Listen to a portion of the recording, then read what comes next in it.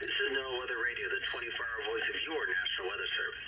The preceding signal was a test of the public warning and alarms for transmitters in the Florida listening area from Ruskin, Florida. This is also a test of the same system or specific area message encoder. The same system will alert only the county or counties affected by a particular warning. These tests are conducted each Wednesday between 11 a.m. and noon, and again between 6 p.m. and 8 p.m. unless severe weather threatens. This concludes the weekly test. We now return to regular programming.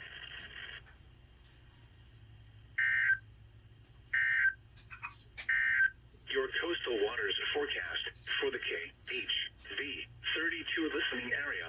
For the following marine location, coastal waters from Englewood to Tarpon Springs out 20 to 60 nautical miles.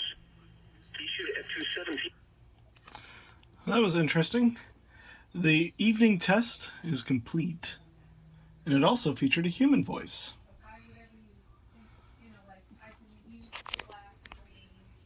Merry Christmas, everyone.